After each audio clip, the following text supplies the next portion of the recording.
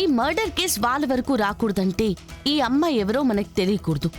తెలిసిన ఈ అమ్మాయి గురించి కానీ ఈ అమ్మాయికి చంపిన వాడికున్న సంబంధం గురించి కానీ మనకు తెలియకూడదు. ఇవన్నీ మనకు చెప్పగలిగింది అమ్మాయి పేరెంట్స్ మాత్రమే కేడి.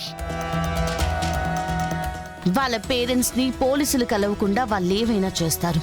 అవును జేడి, అసలే పోక్సో కేసు, బెయిల్ కూడా రాదు. పవర్ ఉన్న ఫ్యామిలీ అని తెలిసిందే. మర్డర్ చేసిన వాడిని కాపాడడం కోసం ఏమైనా చేస్తారు. అవును, ఆ అమ్మాయి ఎవరో ఆ అమ్మాయి పేరెంట్స్ ఎవరో మనం వెంటనే కనిపెట్టాలి.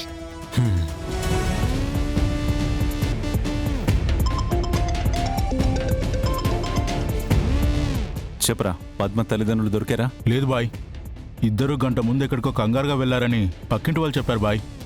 పోలీసులు పద్మ ఎవరో కనిపెట్టి వీళ్ళకి ఫోన్ చేసి రమ్మని చెప్పినట్టున్నారు బాయ్. వాళ్ళ కూతురు చచ్చిపోయిందని తెలిస్తే ఏడుస్తూ వెళ్లేవాళ్ళు, కానీ కంగారు పడుతూ కాదురా. వాళ్ళకి విషయం తెలీదు. ఆ పిల్ల గురించి పోలీసులకు ఏమీ తెలీదు.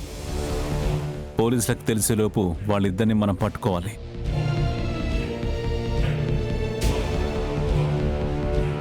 రేయ్, వాళ్ళు ఎక్కడికి వెళ్లారో నాకు అర్థమైంది. ఎక్కడికి వెళ్ళారు బాయ్? పొద్దున్న నుంచి కూతురు కనిపించకపోతే ఏ తల్లిదండ్రులైనా ఎక్కడికి వెళ్తారా? పోలీస్ స్టేషన్కి.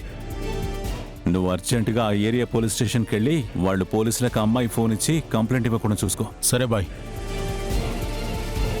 రేయ్, ఎస్ఆర్ నగర్ పోలీస్ స్టేషన్కి పోనీ.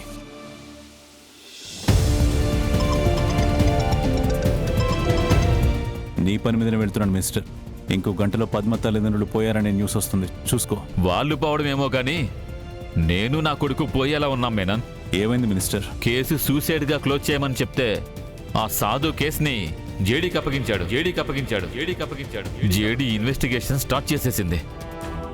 జేడీ టేకప్ చేసిన కేసు ఓడిపోయినట్లు రికార్డులోనే లేదు మేనన్. రికార్డులు మారే టైం వచ్చింది మినిస్టర్. జేడీ ఈసారి నా చేతిలో ఓడిపోక తప్పదు. జేడీ పద్మ పేరెంట్స్ ని వెతుక్కుంటూ వచ్చేలోపు వాళ్ళ చావుని జేడీకి గిఫ్ట్గా ఇస్తా. ఇప్పుడు ఇది నీ కొడుకు కేసు మాత్రమే కాదు, నేను జేడీ మీద గెలవాల్సిన యుద్ధం. నన్ను ఎంతలా టార్చర్ పెట్టింది. బతికుండగానే చావుని పరిచయం చేసింది. ఇప్పుడు జేడీకి ఓటమిని పరిచయం చేస్తా. దెబ్బ ఎక్కడి నుంచి ఎవరు కొడుతున్నారో తెలుసుకునే లోపు జేడీకి దెబ్బ మీద దెబ్బ పడుతూనే ఉంటుంది. ఈ కేసుని జేడీతోనే సూసైడ్ అని క్లోజ్ చేయిస్తా. సరే మేనన్, నా కొడుకు భవిష్యత్తుని నిన్ను నమ్మి నీ చేతుల్లో పెడుతున్నా. రై, స్పీడ్గా పోనీ. చెప్పు జేడీ. సార్, మనం చనిపోయిన అమ్మాయి పేరెంట్స్ ఎవరో అర్జెంట్ గా కనిపెట్టాలి సార్. వాళ్ళ ప్రాణాలకి ప్రమాదం ఉంది. ఏం మాట్లాడుతున్నావు జేడీ? ఎవరో కూడా తెలియని వాళ్ళకి ప్రమాదం ఉందని ఎలా చెప్తున్నావు?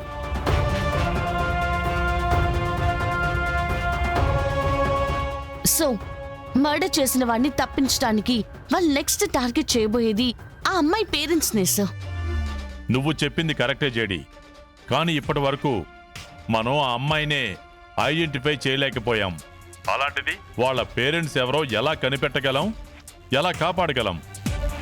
అన్ని స్టేషన్స్కి ఆ అమ్మాయి ఫోటో పంపించి మిస్సింగ్ కేసు ఏదైనా ఫైల్ అయిందేమో కనుక్కోమని చెప్పాం కదా సార్. దాని నుంచి ఏదైనా ఇన్ఫర్మేషన్ వచ్చిందా? లేదు కేడి, అన్ని స్టేషన్స్కి ఫోన్ చేసి నేనే పర్సనల్గా మాట్లాడాను.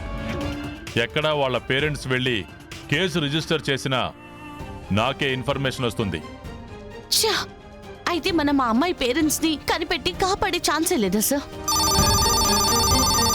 ఏదో స్టేషన్ నుంచి కాల్ వస్తుంది జేడీ, నువ్వు లైన్లో ఉండు. Okay sir.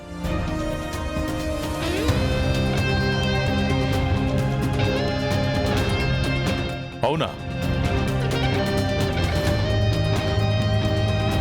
ఓకే ఇన్స్పెక్టర్, వెంటనే వాళ్ళ ఫొటోస్ డీటెయిల్స్ నాకు పంపించండి. ఫాస్ట్గా, టైం లేదు.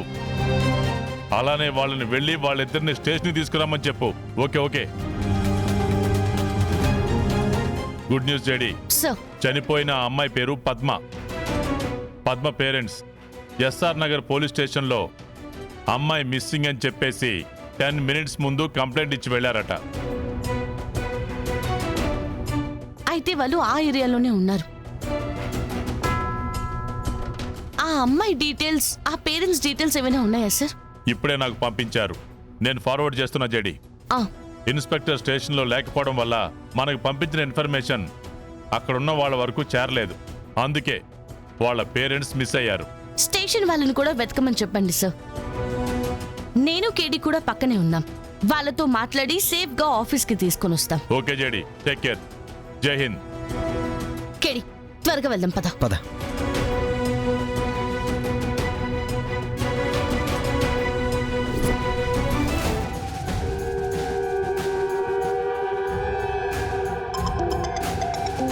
రోజు చెప్పరా, ఇప్పుడు దొరికిరా? లేదు బాయ్, స్టేషన్కి వచ్చి కంప్లైంట్ ఇచ్చి వెళ్ళిపోయారంట.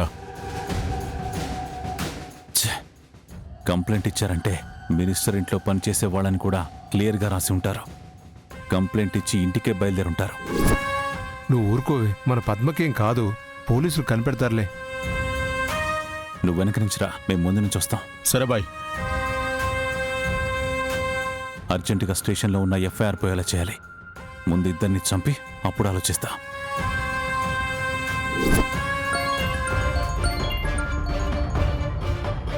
హలో, ఎవరు? పద్మ ఫాదర్ నారాయణనండి మాట్లాడేది. అవునమ్మా. మీరెవరు? పద్మ ఫ్రెండువా? పద్మ ఎక్కడుందో తెలుసమ్మా?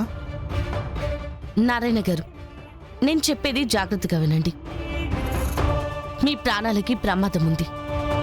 మిమ్మల్ని చంపడానికి ప్రయత్నించే అవకాశం ఉంది. ఇప్పుడు మీరెక్కడున్నా దగ్గరలో ఉన్న పోలీస్ స్టేషన్కి వెళ్ళిపోండి. ఏంటమ్మా, పోలీస్ స్టేషనా? ఇప్పుడే వెళ్ళొస్తున్నావమ్మా. అయినా మేము పోలీస్ స్టేషన్కి వెళ్ళామని నీకెలా తెలుసు? అసలు ఎవరమ్మా నువ్వు? నారాయణ గారు, నేను పోలీస్ ఆఫీసర్ని మాట్లాడుతున్నాను. మీరు ప్రమాదంలో ఉన్నారు. ప్రమాదంలో ఉన్నావా? ఏం మాట్లాడుతున్నావమ్మా నువ్వు?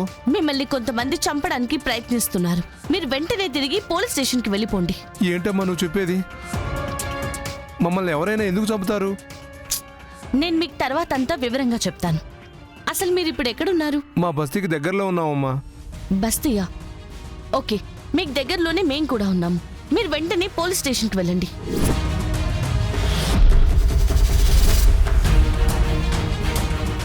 ఏమైందండి? ఎవరో ఆటోకి కారు అడ్డుగా తెచ్చి ఆపారమ్మా. నారాయణ గారు, వాళ్ళు మిమ్మల్ని చంపడానికి వచ్చారు. మీరు వెంటనే దిగి పారిపోండి. ఏమైందండి?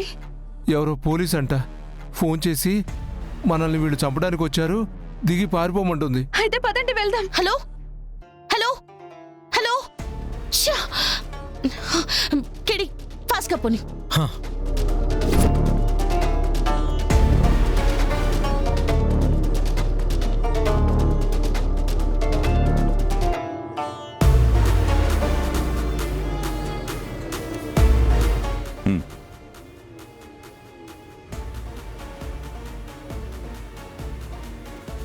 ఏంటి అలా చూస్తున్నారు? భయం వేస్తుందా?